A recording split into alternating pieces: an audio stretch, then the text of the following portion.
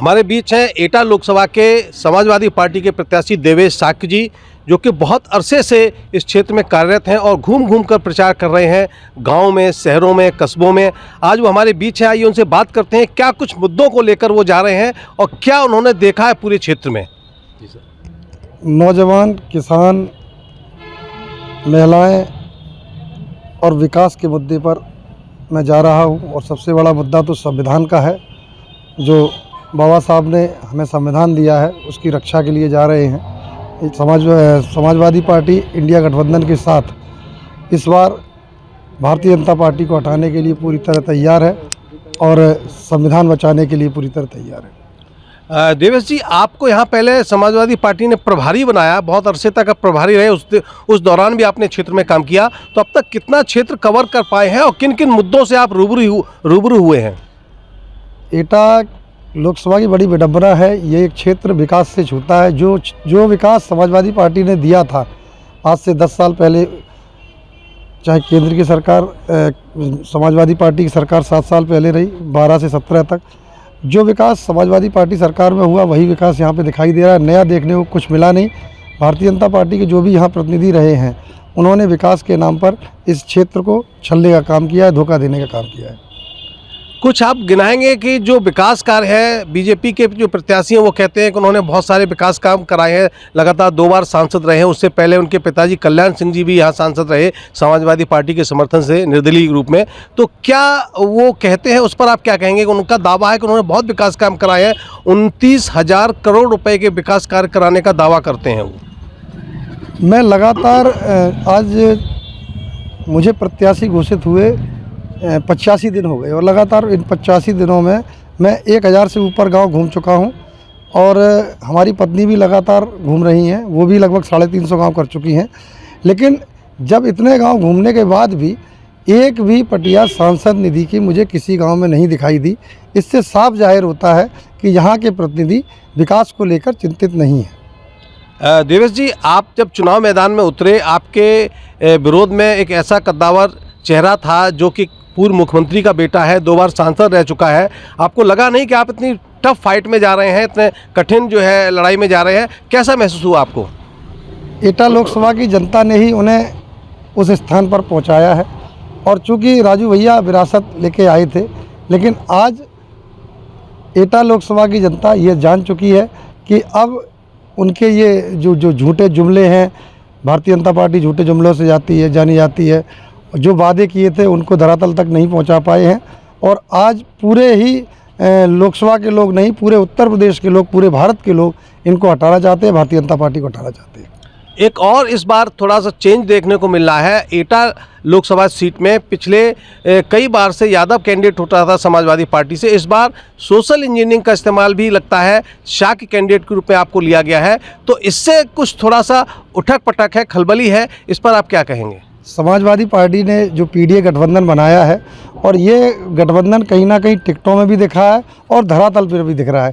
पिछड़े, दलित, अल्पसंख्यक और आदि आबादी की महिलाएं और वो अगले भी जो आज विकास और अर्थ से पिछड़े हैं, उनका सबका समायोजन करके उन्होंने टिकटें दी हैं। साफ दिख रहा है और सभी वर्ग आज भारतीय जनता पार्टी को हटाने के लिए समाजवादी पार्टी के साथ है, इंडिया गठबंधन के साथ है।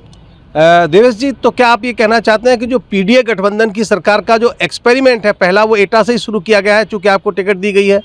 जी बिल्कुल, पहले ही चरण में हमारी टिकट हो गई थी और जो पहली लिस्ट समाजवादी पार्टी ने घोषित की थी उसमें भी साफ दर्शा दिया था कि हम पीडीए को मानने वाले लोग हैं। एक प्रश्न और कि आपके ऊपर आरोप लगाया जाता है कि समाजवादी पार्टी को कैंडिडेट नहीं मिला इसलिए उनको बाहर से लाना पड़ा, आप इटावा के मूल के रहने वाले हैं, तो इस पर आप क्या कहेंगे? क्या बाहर के कैंडिडेट और यहाँ के कैंडिडेट में कोई फ़र्क होता है जिससे को वो ज़मीनी धरातल को नहीं समझ पाता, ऐसा कुछ है क्या? देखिए, आदरणीय राजू भैया भी यहाँ के नहीं थे और मैं एटा लोकसभा की जनता को विश्वास दिलाना चाहता हूँ कि अगर वो हमें अपना आशीर्वाद देगी तो मैं 6 महीने के अंदर यहाँ आवास बना लूँगा। और वैसे भी मेरा इटावा आवास है, इटावा आवास से मेरी कॉन्स्टिट्यूंसी 40 किलोमीटर बाद शुरू हो जाती है। मैं कहीं बाहर का नहीं हूँ, मेरे रिश्तेदार यहाँ हैं, मेरी सब नातेदारी यहाँ हैं और हमारे तमाम चाहने वाले यहाँ हैं। आप चूंकि शाक्य हैं तो शाक्य वोटों को लेकर रस्साकसी है, तो इस पर आप क्या कहेंगे कि दोनों पार्टियां इस पर क्लेम कर रही हैं, तो मैक्सिमम क्या संभावना है, क्या इसमें हो सकता है? साख वोट पे कोई रसाकसी नहीं है। एक एक साख कुशवाहा मौर्य सैनी वोट इस बार समाजवादी पार्टी की तरफ आ रहा है। यहाँ का ही नहीं, पूरे प्रदेश का, हमारे समाज का वोट, क्योंकि समाजवादी पार्टी ने हमें बहुत सम्मान दिया है। 6 टिकटें हमें दी हैं आज तक, जब से देश आज़ाद हुआ किसी भी पार्टी ने इतनी अच्छी भागीदारी नहीं दी है, और इस भागीदारी को हमारा समाज पूरी तरह समाजवादी पार्टी का साथ देगा। अगर देवेश शाक्य को जनता आशीर्वाद देती है, वो सांसद बनते हैं, तो कौन सी प्राथमिकताएं रहेंगी आपकी? आपने पूरा क्षेत्र मथा है, घूम लिया है, कौन कौन सी समस्याओं पर काम करेंगे? सबसे बड़ी तो समस्या गंगा के किनारे जो बाढ़ की है उस पर मुझे काम करना है प्राथमिकता पे, और यहाँ पे कोई मेडिकल कॉलेज नहीं है, मेडिकल कॉलेज की स्थापना करानी है। बहुत सारे मुद्दे हैं, और सड़क, रोजगार, चिकित्सा, स्वास्थ्य, इनके सारे मुद्दे हैं। और सबसे बड़ा मुद्दा तो बेरोजगारी का है। बेरोजगारी ख़त्म करने के लिए अगर इंडिया गठबंधन की सरकार बनती है तो हम ऐसी नीति तैयार करेंगे जिससे रोजगार मिले युवाओं को और युवाओं का भविष्य बने। एक अंतिम प्रश्न ये कि समाजवादी पार्टी सरकार के ऊपर आरोप लगता है हमेशा गुंडागर्दी का। ये कहा जाता है कि गुंडागर्दी बढ़ जाती है। आज भी मुख्यमंत्री जी ने फिरोजाबाद की सभा में कहा है कि गुंडागर्दी होती थी और इस तरह से तालिबानीकरण करना चाहते हैं देश का।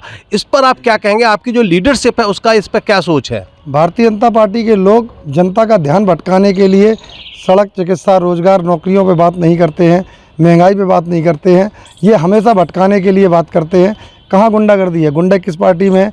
जो गुंडे थे वो आज सब भाजपा में जाके भाजपा की वॉशिंग मशीन में धुल जाते हैं। आज सच्चाई ये है कि भारतीय जनता पार्टी में जितने गुंडे हैं उतने किसी भी पार्टी में गुंडे नहीं हैं। एक आरोप और लगाया जा रहा है, अभी हाल के पहले और दूसरे चरण के चुनाव के बाद शुरू हुआ है, कि जो मुसलमान हैं उनका हक जो है सबसे ज़्यादा, ऐसा कहा गया कि ये मनमोहन सिंह का बयान था कि देश के संसाधनों पर मुसलमानों का सबसे ज़्यादा हक है। इसके बाद कहा गया कि मंगलसूत्र जो महिलाओं का है उसको कांग्रेस जो है ले लेगी, अगर सरकार बनी तो उसको बांट दिया जाएगा। इस तरह के जो बयान आ रहे हैं ये कितने आपको लगते हैं टिकाऊ हैं या इनमें वास्तविकता भी है कुछ? मैंने आपसे कहा कि भारतीय जनता पार्टी के लोग बड़े जादूगर लोग हैं, ये बहुत झूठे लोग हैं। ये अपने मैनिफेस्टो पे बात नहीं करते। अगर इनकी पूर्व की सरकारें जैसे इन्होंने बनाई थी, इन्होंने कहा था कि हम 15 लाख रुपए खाते में देंगे, 2 करोड़ रोजगार एक साल में 2 करोड़ रोजगार देंगे, कहाँ गई इनकी बातें? ये इसीलिए इस तरह की बातें जब चुनाव आता है तब चलाना चालू कर देते हैं, और इन मुद्दों से इस देश की जनता को कोई असर नहीं पड़ रहा। इस बार जनता भारतीय जनता पार्टी को हटाने का काम करेगी।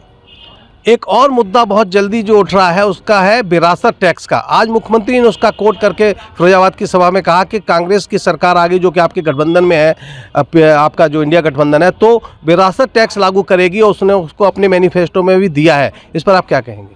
देखिए, आज पूरे देश का व्यापारी भारतीय जनता पार्टी की अर्थ नीति जो बनाई है, टैक्स नीति, उससे आहत है। आज दूध पर, किताबों पर तक तो टैक्स लगा दिया, और ये बात करते हैं आज इन्हें टैक्स की बात याद आ रही है। अगर इंडिया गठबंधन की सरकार बनती है तो मैं आपको विश्वास दिलाता हूँ, हमारी पार्टी ने विश्वास दिलाया है कि व्यापारियों के लिए हितकारी योजनाएं बनाएंगे, आर्थिक नीति को बढ़ावा देने के लिए योजनाएं बनाएंगे, महिला सुरक्षा, चिकित्सा पर भी योजनाएं बनाएंगे, और सबसे ज़्यादा प्रायोरिटी नौजवानों की नौकरियों पे है, नौकरियां दिलाने का काम करेंगे।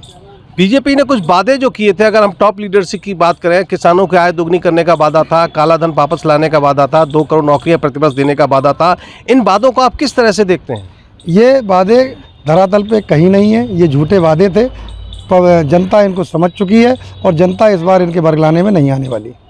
तो ये थे देवेश शाक्य जो कि एटा लोकसभा के समाजवादी पार्टी के प्रत्याशी हैं। इनका साफ कहना है कि जनता जो है बीजेपी सरकार से ऊब गई है, उनको हराना चाहती है, और ये विश्वास दिलाते हैं कि अगले सांसद के रूप में एटा से इनका निर्वाचन तय है। ये तो आने वाला वक्त ही बताएगा, लेकिन कुल मिलाकर जो चुनावी तापमान है, जैसे जैसे गर्मी बढ़ रही है वैसे वैसे चुनावी तापमान भी एटा का बढ़ रहा है, और पूरी तरह से सुबह से रात तक ये लोग चुनाव प्रचार में लगे हुए हैं।